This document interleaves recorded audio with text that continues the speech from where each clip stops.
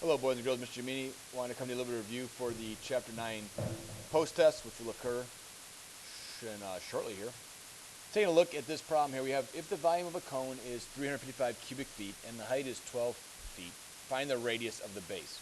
Now, my suggestion, boys and girls, would be to pause this video and then try to solve the problem and then come back to it and hit play and see if you have the correct solution. Or pause it, start the steps, hit play again, see if you have the right steps, pause it again, then continue to work.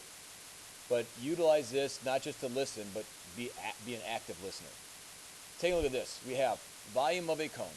So we're talking about a cone.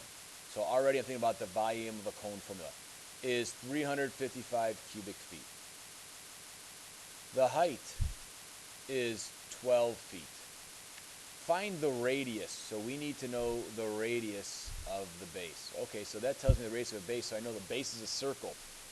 Going to the formula now, I know volume equals area of the base, which is a circle, so it's pi times radius squared times the height. Now I divide that by 3. Divide that by 3. Now I'm going to substitute my values in. I know that the volume is 355. I know that that equals to pi. I'm going to take out the symbol for pi and put the numeric value in that we know is 3 and 14 hundredths. I'm going to times that by the radius squared, and I'm going to times that by the height, which is 12.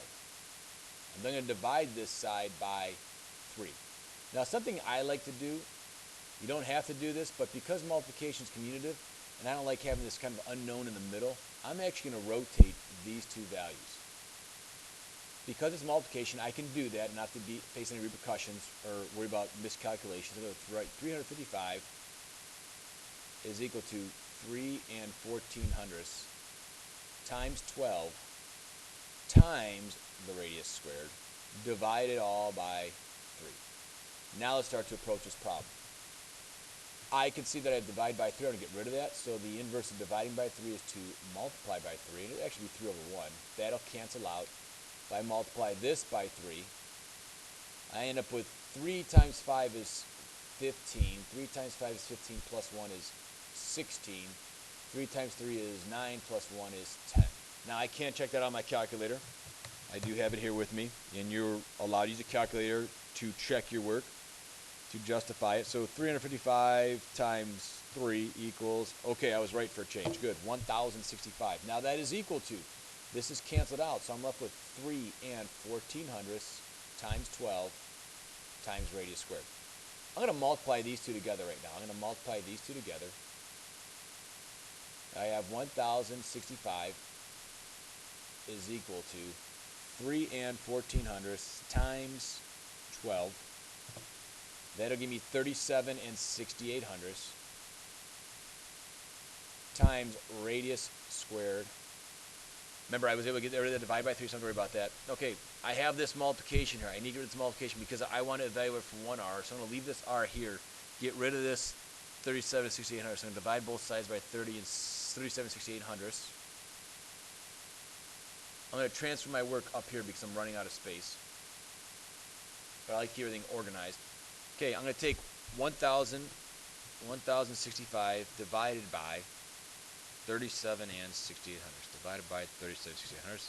I end up with an answer. It's a long decimal. I'm going to take it out to the hundredths place. I have 28 and, I'll round nearest hundredth, 26 hundredths. And that is equal to r squared. Now, many of you in class have said, hey, wait, we can't have this r squared. We want to evaluate for 1r. And because it's squared, we could find the square root. So what did I multiply? What do I multiply r by? Or what do I multiply to get r squared? And that's r. So I'm just left with r. Now I take the square root of 28 and 26 hundredths. That equals 5 and 31 hundredths. Now typically we round to the nearest hundredth for these, or tenth, excuse me. So this is approximately 5 and 3/10, and that's 5 and 3/10 feet. And that is the length of my radius. Okay. You're just watching this video now. You watched it and you paused it, and then you came back. Hopefully you had the correct answer. Let's take a little more challenging, well, actually a little bit more challenging one. Notice here it says volume of a cone with Pythagorean theorem. Oh boy. Now, here's my circular base. here is my radius. Now, notice this dotted line, that represents the height. It's from the apex, or the highest point, all the way to the center point. This line does not go to the center point. This, if I take a look carefully, looks a lot like a right triangle. Because it's a right triangle, I can now figure out how to find that length.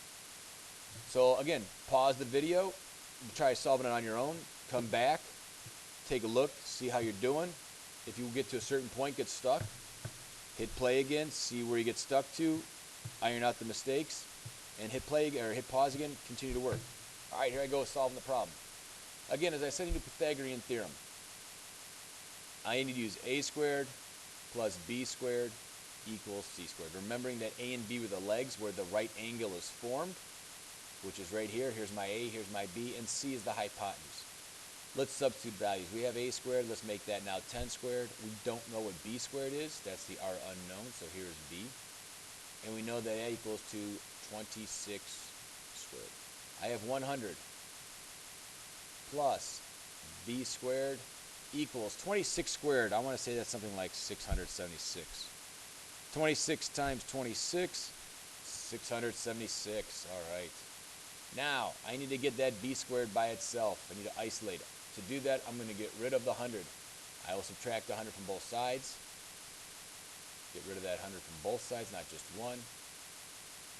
I'm left with b squared is equal to 576. Similar to the previous problem we just did, I don't want b squared, I want b, so we're going to find the square root of both. Again, I will use my calculator.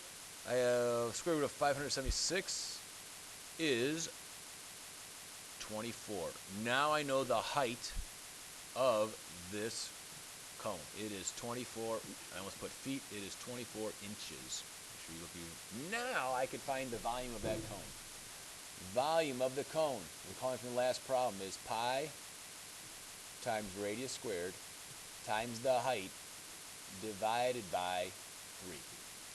We have volume equals, I'm going to substitute the symbol pi for 3 and 1400ths, times the radius squared, which in this case is 10 squared, times the height, which we now know is 24, and I need to remember to divide all of that stuff by 3.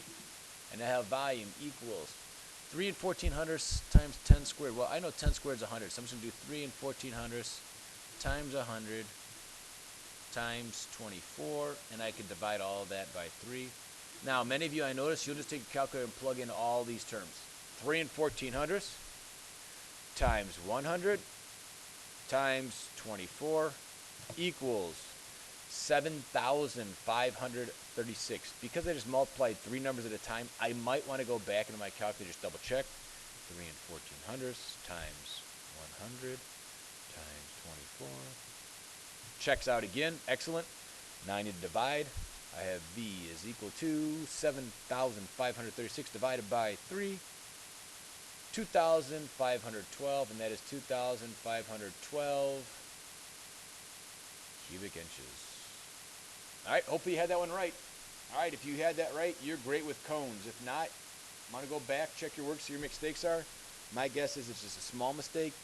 Maybe forgot the square number, forgot to, maybe you may put, instead of 24, you put 22. Make sure you understand where your mistake is. All right, take care.